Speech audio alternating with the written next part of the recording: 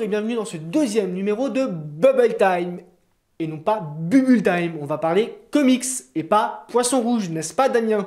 Ouais, c'est ma faute. Bah ouais, faut vraiment que je lui apprenne à parler anglais parce que bon, hein, il a du mal quoi. Voilà. Ou alors on peut dire merci Google, il a dû taper Bubble, il a vu que ça n'existait pas. Enfin bref. On commence ce numéro avec les sorties du mois de décembre et on enchaînera avec un sujet spécial sur un thème que je vous ai concocté et dont vous me direz ce que vous en pensez parce que voilà, hein, ça se trouve c'est naze comme d'hab quoi. On va commencer ces sorties avec une des plus grandes icônes des comics américains, à savoir le Chevalier Noir de l'univers DC. Vous l'avez compris, nous allons parler de Batman. Le bouquin s'appelle Batman, la légende, Neil Adams, tome 2. Vous l'avez compris, il y a eu un tome 1 avant. Mais j'étais pas là pour en parler. Du coup, il faudra rattraper votre retard. Hein. Voilà. Ça sort chez Urban Comics dans la collection DC Archives. Archives, pourquoi? Parce que ça reprend des épisodes parus originellement en 70-71. Le bouquin fait 384 pages et revient sur la période où le justicier de Gotham était dessiné par Neil Adams, qui est un des plus grands dessinateurs de l'histoire des comics. Hein, voilà. Donc c'est dessiné par Neil Adams, vous l'avez compris. C'est scénarisé notamment par Dennis O'Neil, Lane Venn ou encore Bob Haney.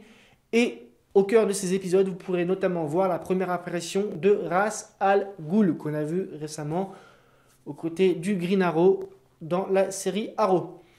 On continue avec la sortie du tome 4 de l'intégrale de Fable. C'est toujours chez Urban Comics, c'est dans la collection Vertigo Essentiel, un bon gros pavé de 464 pages là encore, qui reprend pas moins de 20 épisodes de la série US, à savoir les épisodes numéro 50 à 69. La série est scénarisée et dessinée respectivement par Billy Willingham et Mark Buckingham. Fable est une des séries phares de l'ère moderne des comics, qui a connu un très grand succès critique et public. Grosso modo, pour schématiser un peu l'affaire, c'est un peu Once Upon a Time, une version comics, et version un peu plus aussi péchue, on va dire. Donc voilà, si vous avez bien aimé la série qui mélange les contes de fées et le monde réel, n'hésitez pas à jeter un œil à cette série qui reprend à peu près le même principe, mais avec un point de vue très différent, un parti pris très différent, voilà, on va dire. On poursuit avec la sortie de l'intégrale de Tom Strong, tome 1. Voilà. Tom Strong, tome 1. Hein, tome 1 de Tom Strong. C'est pas un bug. C'est le premier volume de la série qui s'appelle Tom Strong. Non, parce que bon, vous pouvez, comme je bug souvent, vous avez dit que voilà. C'est toujours publié par Urban Comics qui décidément va coûter cher ce mois-ci. C'est toujours dans la collection Vertigo Essentiel. C'est toujours un pavé, alors cette fois-ci de 736 pages. Et ça reprend toujours 20 épisodes US, à savoir les épisodes 1 à 19. Bah oui, là c'est le premier tome, donc forcément c'est les premiers épisodes. Sinon les mecs ils auraient un peu perdu le fil de leur truc. Hein, voilà. Tom Strong est une série qui nous raconte les aventures de Tom Strong. Ouais, c'est pour répéter le mot Tom le plus de fois possible dans la rubrique. Voilà, bref. C'est un hommage au héros pulps des années 30, pensé et créé par Alan Moore, le scénariste très célèbre qu'on ne présente plus. Et c'est dessiné par Chris Sprouse, le dessinateur très célèbre qu'on ne présente plus non plus. Bon, peut-être un peu moins célèbre qu'Alan Moore quand même, hein, faut être honnête, je suis désolé pour Chris Sprouse. Mais bon, Alan Moore est quand même un des grands monsieur du comics. On termine avec avant tout un hommage, puisque vous le savez peut-être ou vous ne le savez pas, Stan Lee est décédé récemment. Stan Lee, c'est le papa des Fantastic Four, de Spider-Man, des X-Men, pour ne citer que. Et c'est aussi celui qui a créé le style Marvel. À savoir, ces super-héros qui, d'un côté, quand ils ont leur costume, ont des pouvoirs et sauvent le monde, et qui, de l'autre, quand ils n'ont pas leur costume, ont des problèmes très banals qu'on pourrait avoir nous, à savoir des problèmes d'argent, des problèmes de famille. Hein. Allez demander à Peter Parker s'il n'a pas des problèmes d'argent, par exemple. Voilà. Donc voilà, Stan Lee était un des plus grands monsieur des comics. Hein. Il a vraiment créé tout un univers, hein, puisque on le voit maintenant au cinéma. Et il fallait absolument lui rendre hommage. C'est pour ça que Panini a choisi de sortir ce volume de 320 pages qui s'intitule Je suis Stan Lee. Ça fait partie de la collection de Marvel Anthology. Vous savez, c'est une collection qui, à chaque sortie de film, à chaque actualité liée aux super-héros, sort un tome centralisé sur un personnage ou un groupe de personnages. Il y a déjà eu par le passé, je suis Iron Man, je suis Wolverine, nous sommes les X-Men. Oui, il le met au pluriel parce que bon, je suis les X-Men, c'était pas très français quoi. Ou alors c'est que le mec il a un problème de personnalité multiple. Hein, voilà. Et donc ça reprend les épisodes phares du personnage, donc là de l'auteur. Et dans ce volume, vous retrouverez notamment des épisodes rares et inédits, comme un épisode de Werewolf, ou les épisodes classiques écrits par Stan Lee, notamment les premiers épisodes de la série Fantastic Four ou de la série des X-Men. Voilà, rien que ça. À côté de ça, vous aurez des épisodes beaucoup plus récents, comme par exemple le Stan Lee meets Spider-Man. Il fallait automatiquement que Spider-Man soit présent dans ce bouquin de toute façon. Et le tout est agrémenté d'articles qui reviennent sur l'histoire, la carrière et la vie de The Man, qui était le surnom de Stan Lee, l'homme, le monsieur des comics. Voilà. Il va nous manquer ce monsieur quand même, tous ces petits caméos dans les films. Ce mois-ci, je voulais vous parler d'une série qui m'a vraiment beaucoup plu. Sauf que j'ai pas réussi à remettre la main sur les bouquins et à les relire avant de devoir faire l'émission. Du coup, il fallait que je trouve autre chose. Et en regardant l'actualité de ce mois-ci et l'actualité du mois dernier, je me suis dit, tiens, voilà un sujet qui serait pas trop mal. On va donc parler de la ligne de comics America's Best Comics. La ligne de comics, donc c'est un label. Hein. Là, vous voyez le logo d'ailleurs là. Ou là, je sais plus dans quelle émission où c'est là.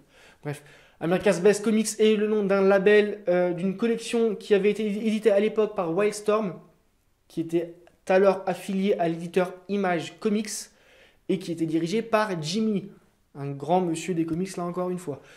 Le label sort ses premiers ouvrages en 1999 et va se poursuivre jusqu'en 2005 à peu près. L'idée derrière cette collection, c'est de donner le champ libre à un auteur très important dans le milieu des comics, à savoir Alan Moore, l'auteur britannique notamment connu pour être l'auteur et le créateur des Watchmen ou encore de V for Vendetta. Rien que ça, excusez du peu. Le gars nous a pondu deux des incontournables des comics. Hein, voilà, hop, ça vous pose le monsieur. Alan Moore en profite pour y intégrer sa série la plus en vue à ce moment-là, la Ligue des Gentlemen Extraordinaires, dont on en a parlé le mois dernier.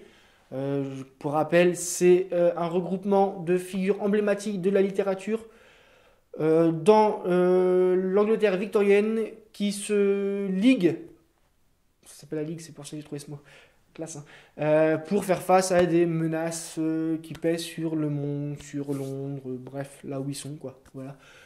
Ce mois-ci, on a parlé de Tom Strong, la série hommage aux héros des pulps des années 30.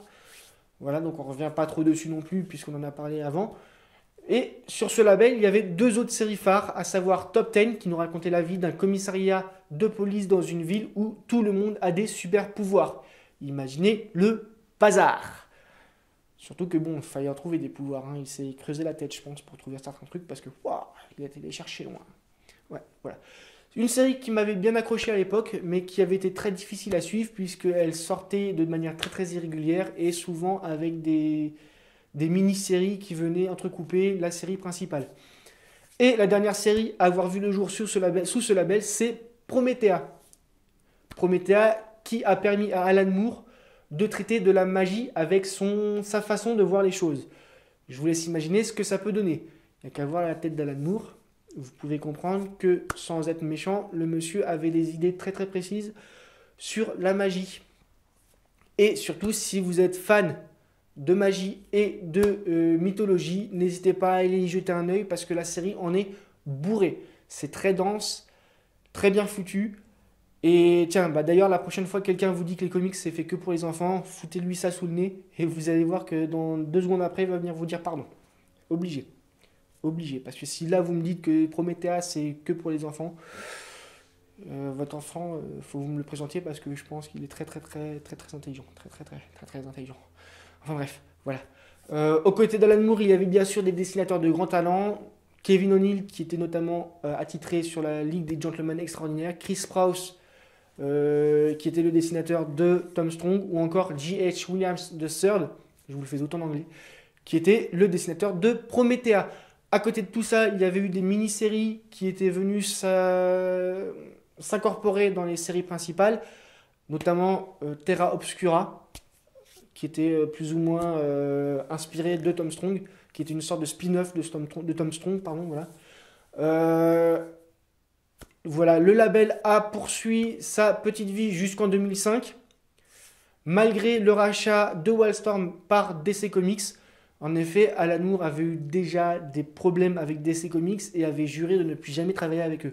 Sauf que pour le coup, il a accepté de poursuivre l'aventure, malgré ses réticences, à se retrouver une nouvelle fois dans le studio affilié à Warner. Mais comme promis, Moore décide de mettre un terme à son univers avec le numéro 32 de Promethea, qui sera donc aussi le dernier de la série. Dans ce numéro, il met les protagonistes de son univers, de l'univers ABC, comme on disait à l'époque, face à l'apocalypse tout simplement. Et du coup, ça met un terme à la série et à tout l'univers partagé d'America's Best Comics. Alan Moore est un des auteurs incontournables des comics, donc forcément ces séries sont bien foutues.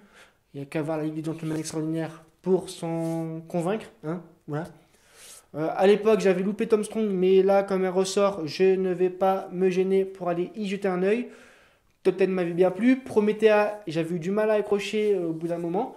Mais si ça sort, n'hésitez pas à y jeter un œil parce que c'était vraiment, vraiment une série très, très bien foutue.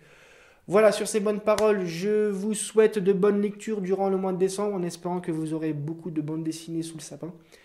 Et on se retrouve le mois prochain pour les sorties du mois de janvier et pour, pourquoi pas, parler de la série dont je voulais vous parler ce mois-ci, si jamais j'arrive à remettre la main sur les bouquins. Salut!